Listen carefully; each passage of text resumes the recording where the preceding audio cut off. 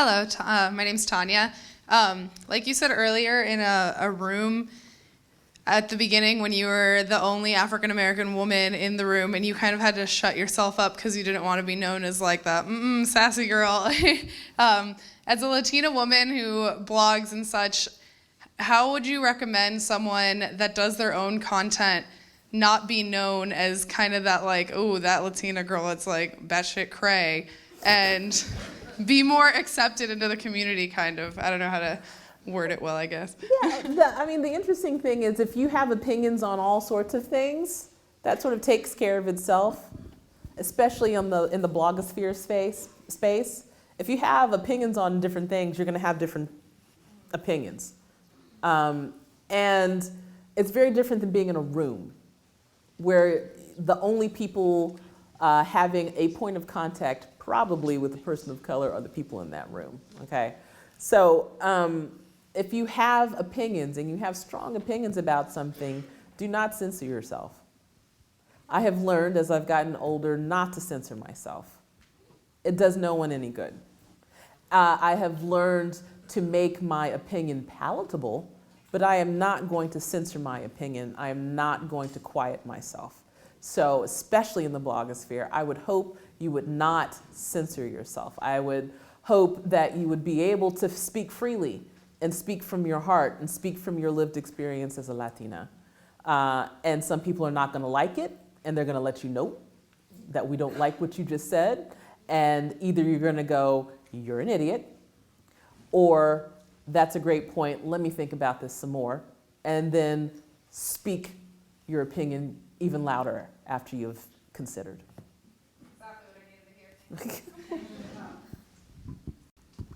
Hi, my name is Harry. I'm so glad to be here, and I'm a huge fan of the show, and love everything. I happen to have done a research project on how queer people respond to the explicit gay sex from How to Get Murder last semester. Yes. I'm working on the paper, and here's our two critics from the queer communities.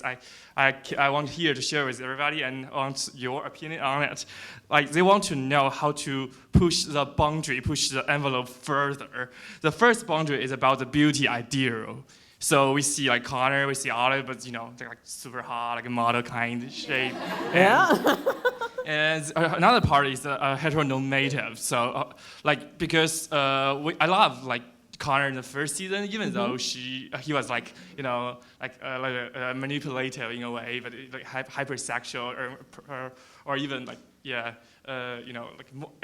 amoral in a way. But now in the second season, we see him like and Oliver hunkered down as a couple. But some people are complaining about that. We see this kind of couple in Modern Families, that kind of show. But how do we actually see, a functioning but not a couple, not a heteronormative relationship, a relationship in mainstream TV? Thank you. It's interesting because the gay community is a little angry about a lot of the stuff that we do on the show.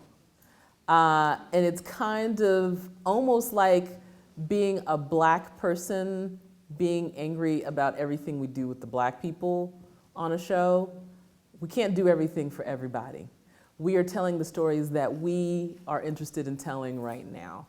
And so pushing the boundaries, yes, we love the idea of pushing all boundaries and pushing everything. These are the stories that we're telling right now, and these are the narrative trails that we are taking right now. And not everybody is going to be happy with the storytelling on a daily basis that we're doing on the show. And so I am hoping that there will be more shows in the future that can expound upon these ideas. And we will constantly sort of think and assess how we are treating relationships on our show, and are we pushing the boundaries enough with regard to Connor and Oliver or whoever on the show. But we're just not going to make everybody happy, and we're going to have to be okay with that. And if I could just add one thing, if you see something that you're not happy about, you could write an angry tweet, or you could get up and write something that you are happy about, right? So the thing that I say in class all the time is no single representation is a good representation, period. There's one representation, that's one person. All right. The only way to get a good representation is to get lots of representation. So if I could piggyback on that comment, if there's something that makes you angry, be inspired by it to make something that makes you happy and add to the conversation as opposed to just tweeting about it.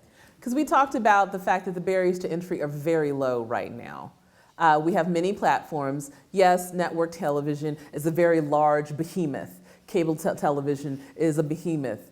Netflix and chill is now like a big thing. People have the Netflix and they're cutting the cords. There's Hulu, Xbox is coming up with series. So there are lots of YouTube. There are a lot of places where if you're not seeing what it is that you want to see, you can try things out now. Tangerine, I brought that up earlier today, was a movie made with an iPhone. How many people in here have an iPhone or an Android phone? Just a show of hands. So why aren't you outside making a damn movie? It's snowing, right?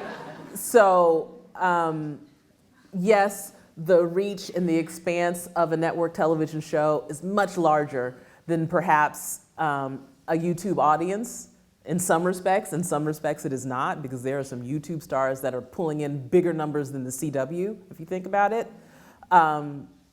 So definitely think about greenlighting yourself. Hi, how are you? This is amazing, by the way. I'm sure many of us in this room, well, I can speak for myself. I know I am obsessed with the idea of working on a show as great as the one that you work on and just being in Shondaland or a show like it. I actually went to her. She was promoting Year of Yes in New York City, and I went and I asked her, I was like, how can one intern at Shondaland? And she was like, well, we don't have any interns, you know? So my question is, how do you work for a company like Shondaland? Like, what is the process? You've done so many different things, and you have a background in hotel management and business. So how does one get there, an aspiring writer that wants to work in Shondaland? Like, how can we do it? Well, I love Shondaland. I love Erika Green even better. So I love that you would want to work in Shondaland, but once you come out of here, maybe there's something bigger and better that you will set foot in. I was lucky enough, and I say luck because it was preparation meeting opportunity, right? That's that Oprah axiom that is never luck, it is preparation meeting opportunity that got me to where I am in Shondaland.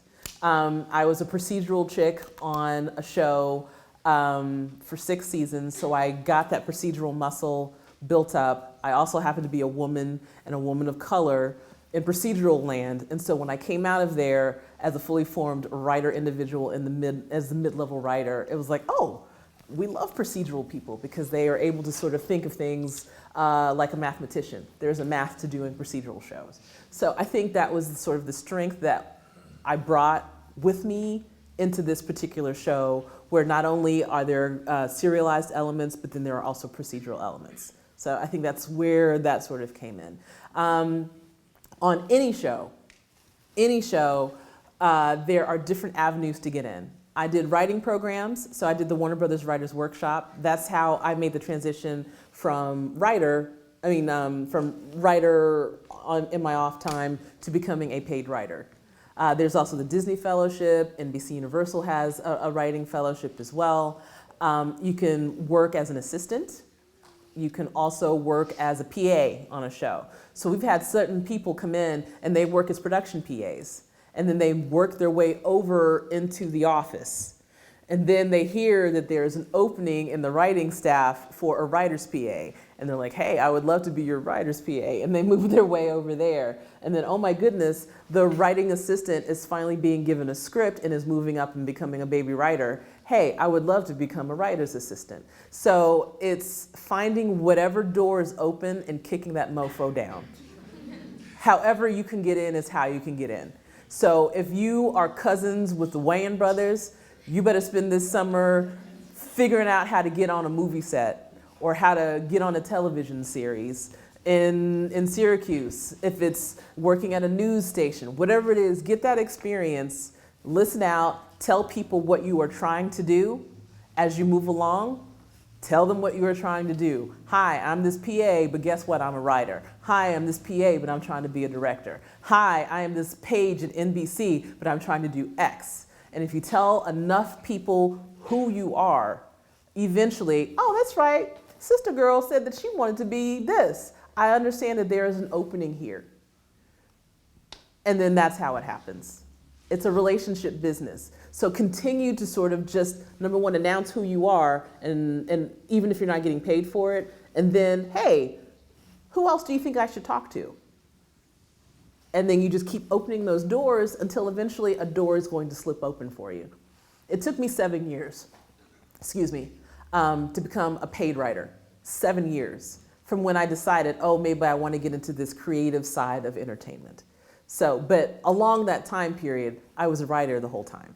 I just wasn't getting paid for it, and I started maybe 3 years in announcing myself as a writer, not as a cable TV executive who writes on the side. So you just keep that drum beat so that when they see who you are and you're coming through the door, they know, oh, she works hard, so when you get into that door, bust your ass, be the best coffee getter, be the best script deliverer, be the best person who picks up dry cleaning, become indispensable.